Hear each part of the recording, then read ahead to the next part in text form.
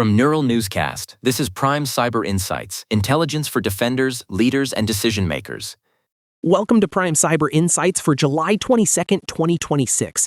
We are moving fast today on critical exploits targeting SharePoint and a theoretical threat to the power grid itself. We are also tracking a CISA mandate for the Langflow AI framework and the strategic pitfalls of dark web engagement. Aaron, let's start with the immediate exploitation of SharePoint. Correct. Offensive security firm Watchtower reports that hackers are actively leveraging 2026-50522. This is a deserialization flaw in SharePoint that allows attackers to steal machine keys. By obtaining these, a threat actor can forge authentication tokens to impersonate users and bypass patches even after they are applied. It is a persistent access play. Similarly, CISA has added 2026-0770 to the known exploited vulnerabilities catalog. This affects Langflow, allowing unauthenticated root access. Federal agencies have until Friday to patch it, as researchers observe payloads already attempting to exfiltrate AWS credentials and container metadata. The threat surface is also expanding into the physical layer.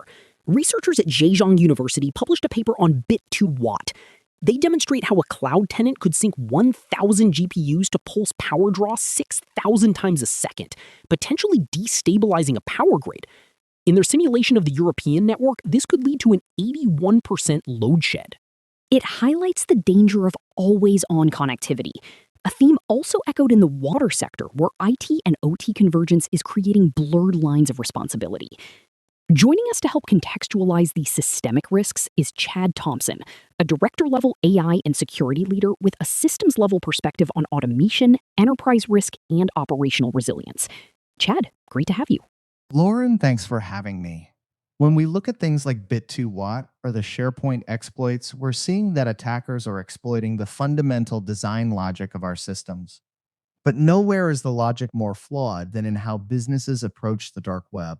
Organizations often think they can buy their way out of a compromise by purchasing stolen data or negotiating ransoms. Chad, we've seen high-profile cases like Uber and HBO, where payments didn't stop the leaks. How should practitioners view the current dark web economy? We have to recognize it is a mature B2B marketplace.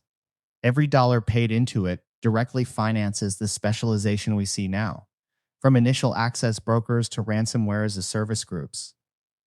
A 2021 cyber recent study showed 80% of organizations that paid were attacked again. The dark web isn't a place for negotiation, it is a place for intelligence signals that must be independently validated. Chad, does that mean dark web monitoring is essentially a late-stage indicator rather than proactive defense? Exactly, Aaron. If your data is there, the compromise has already occurred. True resilience is built internally through vulnerability management and segmented architecture, like conditional connectivity for OT systems. You can't buy security on the dark web. You only buy a temporary illusion of safety while funding your next attacker. Thanks for the insights, Chad. Switching to a case study in misconfiguration, the rental giant Carla recently exposed a database on the open internet. Cyber News researchers found an unsecured AWS bucket containing 48,000 PDFs with driver names, emails, and travel patterns. The risk there is targeted social engineering, as travel patterns help attackers establish trust. It is another reminder that misconfigured cloud storage remains a primary vector. For more details on these stories, visit pci.neuralnewscast.com. That is our briefing for today.